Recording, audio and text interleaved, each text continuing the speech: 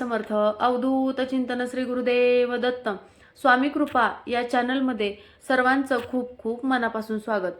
तर बघा, आज आपण या व्हिडिओमध्ये बघणार आहोत बऱ्याच ताई दादांची 21 दिवसांची श्री स्वामी समर्थ प्रकट दिनानिमित्त 21 दिवसांची स्वामी चरित्र सारामृतची सेवा चालू आहे।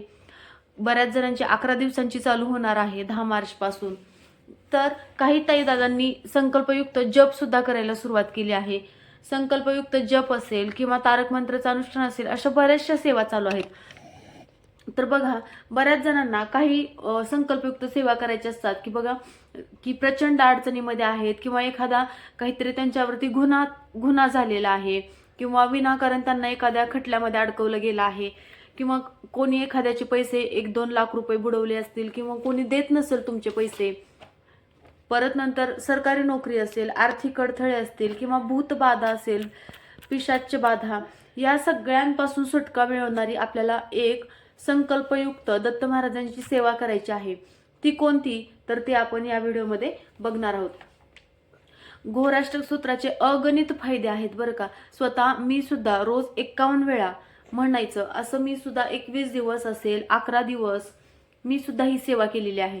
याचे खूप छान फायदे आहेत बघा।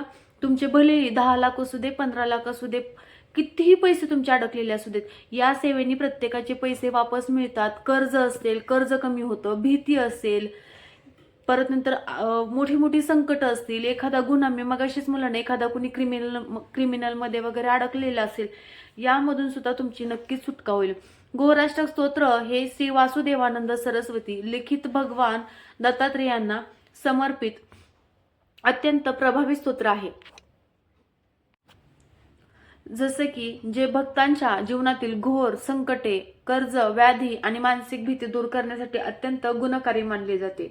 रोज किंवा गुरुवारी नियमित पठणाने दत्तकृपा होऊन मनोकामना पूर्ण होतात व संकटातून मुक्ती मिळते। आता घोराष्टक स्तोत्राचे फायदे काय आहेत? संकट निवारण असेल, जसे की नाव सुचवल्याप्रमाणे हे स्तोत्र जीवनातील कठीण प्रसंगातून किंवा कठीण संकटातून घोराष्टक मुक्त करते आणि आर्थिक सुबत्ता मिळते। कर्जबाजारीपणा आणि आर्थिक अडथळे दूर होऊन लक्ष्मी प्राप्ती व नोकरी व्यवसायात सुद्धा फायदा होतो। आरोग्य लाभाच्या विषयी बघायला गेलं, असाध्य आजार आणि व्याधींचा त्रास कमी करण्यासाठी या स्तोत्राचे 108 पाठ करून विभूती किंवा पाणी पिणे गुणकारी मानले जाते।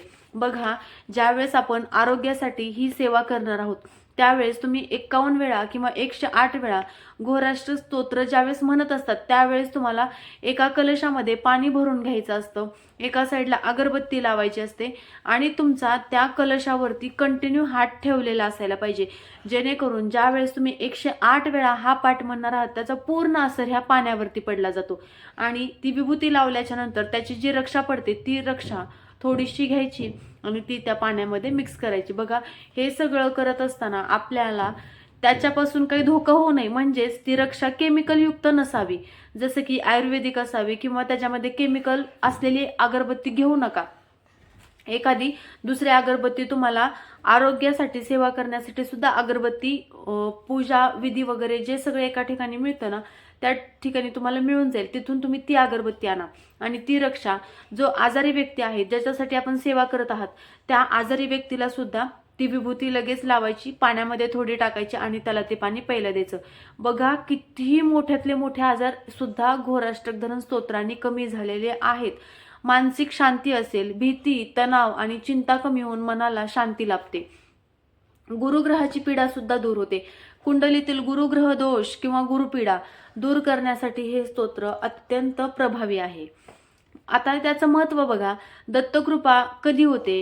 हे स्तोत्र दत्तात्रेयांची आई आणि वडील म्हणून स्तुती करते, ज्यामुळे साधकाला पितृव्रत संरक्षण मिळते। हे केल्यामुळे सुद्धा आपल्याला पितृदेवतांची सुद्धा कृपा लाभते।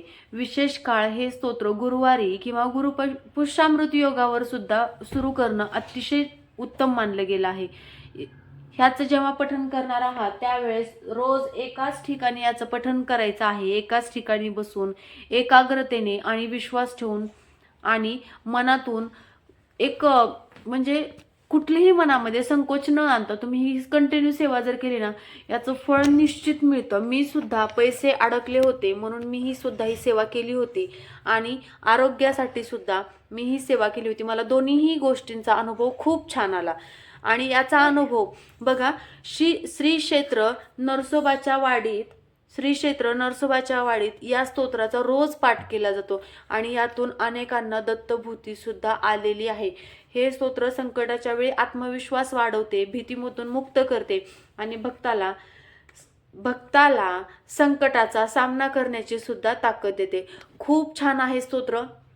एक थोडंच आहे, हे जास्त काही मोठं सुद्धा नाहीये, त्यामुळे ना तुम्हाला म्हणायला सुद्धा हे जास्त काही अवघड नाही. बघा, फक्त ह्याच्या 5 ओव्या आहेत आणि खूप छान. तुम्हाला ना हे म्हटल्याच्या नंतर सुद्धा इतका असं मनामध्ये सुद्धा इतकी ताकद आणि इतका आत्मविश्वास येतो ना, खरंच तुम्ही नक्की करून बघा. खूप छान सेवा आहे. आता ही सेवा करायची कशी, तर तुम्ही आता संकल्पयुक्त करणार असाल तर तुम्हाला आधी याचा संकल्प सोडावा लागणार आहे.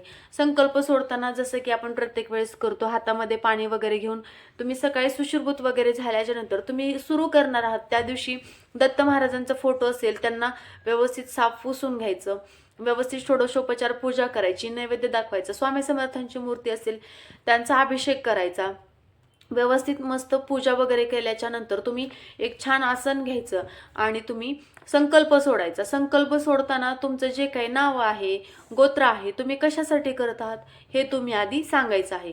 सांगितल्याच्या नंतर मग परत तुम्ही असं महाराजांना प्रार्थना करायची, मी हे स्तोत्र या गोष्टीसाठी वाचत आहे, माझं हे नाव आहे आणि माझ्याकडून हे स्तोत्र तुम्ही नियमित 11 दिवस असेल पठण करून घ्या, याच्यामध्ये काही अडथळे येऊ देऊ नका, हीच तुमच्या चरणी प्रार्थना असं म्हणायचं आणि तुम्ही सेवेला सुरुवात करायची. बघा, जर तुम्ही ही सेवा संकल्पयुक्त करत असाल तर तुम्हाला त्यावेळेस मांसाहार वर्ज करायचाच असतो, कारण ही दत्त महाराजांची सेवा आहे. बघा, स्वामी समर्थांचं कसं आहे की एवढे नियम फार कडक नाहीत, पण दत्त महाराजांचे नियम कडक आहेत आणि खरंच ज्यावेळेस तुम्ही करणार आहात ना, त्यावेळेस तुम्ही हे सगळे नियम पाळलेच गेले पाहिजेत. ब्रह्मचर्याचं सुद्धा पालन करायचं आहे.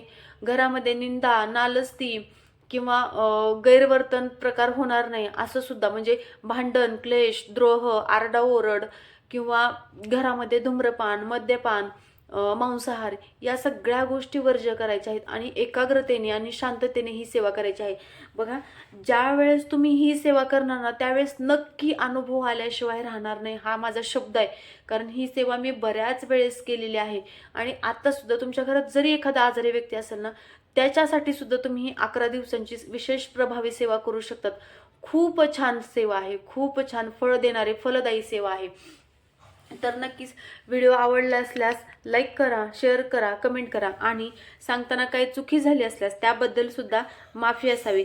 तर तुम्ही प्रकट दिनाच्या निमित्त गुरुचरित्र पारायण सुद्धा कसं करायचं आहे, कसं नाही, हे पण या चॅनलवरती आपला व्हिडिओ येणार आहे. तर व्हिडिओ शेवटपर्यंत नक्की पहा. पुन्हा एकदा सर्वांना श्री स्वामी समर्थ.